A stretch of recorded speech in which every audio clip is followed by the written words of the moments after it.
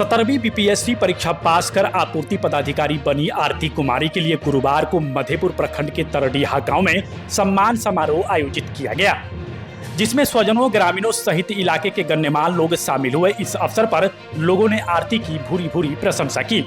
लोगों ने आरती की मां रानी देवी के संघर्षों को भी याद किया। बताते चले कि आरती जब महज 4 साल की थी तो उनके पिता दिलीप कुमार यादव का देहांत हो गया था। आरती ने कहा कि मेरी मां माता के साथ साथ पिता की भूमिका में भी हमेशा खड़ी रही। हालांकि वह पिता की जगह तो नहीं ले सकती, लेकिन हम बहनों को कभी भी उनका जिम्मेदारी खलने नहीं दिया। एक सामान्य परिवार से आपूर्ति पदाधिकारी बनने तक की अपनी कहानी से लोगों को अवगत कराया। आरती ने कहा कि वह 2 बार बीपीएससी की परीक्षा दी, जिसमें साक्षात्कार तक पहली बार पहुंची और आज दूसरे प्रयास में आपूर्ति पदाधिकारी बनी हूं। आरती की प्रारंभिक शिक्षा गांव में हुई। उन्होंने वर्ष 2015 में श्री केशव उच्च विद्यालय कालिकापुर से मैट्रिक की परीक्षा 391 अंकों से पास की। वर्ष 2017 में सीएम साइंस कॉलेज दरभंगा से इंटरमीडिएट 326 अंकों से उत्तीर्ण किया। इसके बाद पीडीकेजे कॉलेज अंधराठारी से वर्ष 2020 में स्नातक पूरा किया। पिता का साया उठने के बाद मां रानी देवी ने खेती बाड़ी कर बेटियों को पढ़ाया। रानी देवी ने भी बताया कि हालात मुश्किल थे। आरती ने भी मां के सपनों को जाया नहीं जाने दिया। इस अवसर पर संजय कुमार यादव, जयप्रकाश नारायण यादव, ज्योति कुमारी, राजेंद्र मंडल, विवेक राय, योगेंद्र नारायण यादव, राजेंद्र राय, सीताराम पासवान, अन्नू देवी, अनिल यादव सहित अन्य लोग मौजूद रहे।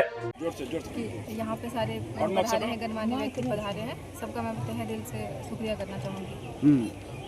अच्छा, ये पढ़ाई लिखाई के बारे में थोड़ा सा बताइए, कैसे शुरुआती पढ़ाई कैसा रहा और जब आपने बीपीएससी की तैयारी कर रही थी तो कैसे क्या?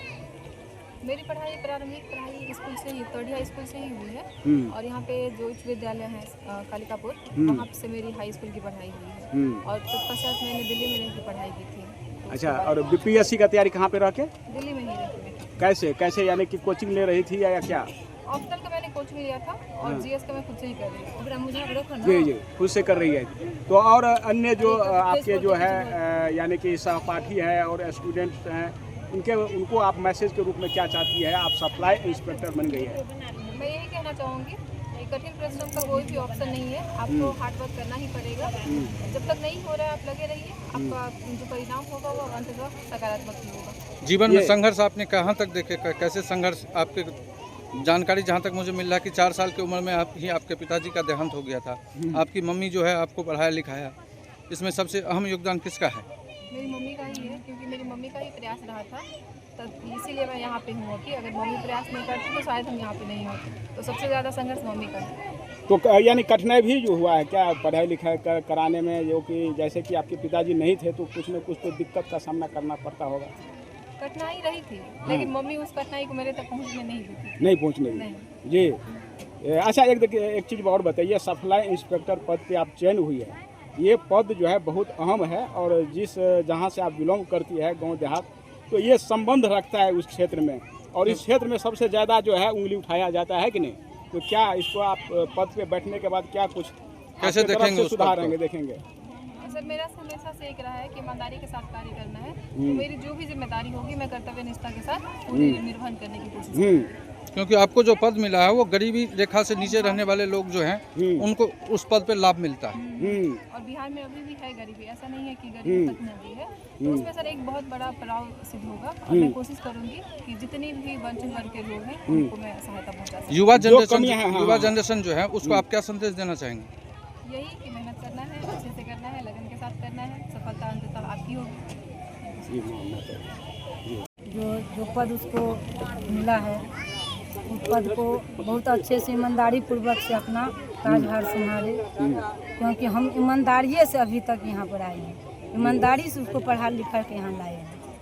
हमारा गरीब का बीच में सब दिन से रहा, जो गरीब का कैसे उत्थान होगा उसके बीच में जो हम रहकर जो है इससे इसको निकाले हैं। तो ये खर्चा वहन कैसे, यानी काम क्या करती है आप ये बताइए, थोड़ा सा काम के बारे में बताइए, कैसे उनको जो है खर्चा तो बहुत लगता होगा, तो इस बारे में थोड़ा सा बताइए, क्योंकि चूँकि आपका पति जी नहीं है, यानी कि स्वर्गवास हो चुका है, इसलिए मैं पूछ रहा हूँ। नहीं, खर्चा तो अपना खेती बाड़ी से कर लेते हैं और अपना जो है सो सिलाई कटाई से करके बहुत तरह के उद्योग लगाते हैं। मधुमक्खी पालन कर लेते हैं, कभी मशरूम उत्पादन कर लेते हैं, कभी गौ पालन कर लेते हैं। देखिए, जो अब इसमें आमदनी नहीं है तो दूसरा स्रोत खोज लेते हैं। समाज में बेटी के प्रति आपको ताना भी सुनने के लिए कभी मिला है कि बेटी इतनी उम्र की हो गई, शादी नहीं कर रहे हैं, ये दिस दैट, समाज में कई वो तरह तो के। होता है, वो तो होबे करता है, लेकिन उसका तो हम है ना भाई, हम अपना उसकी मम्मी है, हम जानते हैं ना कल मेरी बेटी क्या बनेगी नहीं बनेगी। शादी कोई जरूरी अभी नहीं है। मुझे जहाँ तक जानकारी आप रिजल्ट से पहले बताई थी मुझे मधेपुर में, मुझे जहाँ तक कि मेरी बेटी का सेलेक्ट पक्का होना है, जी उस दिन आपको भी पूरा विश्वास था क्या? जी मुझे विश्वास था यानी? पूरा विश्वास था हम्म। जी। और पॉजिटिव रहने के लिए कहते थे हम तो। Thank you.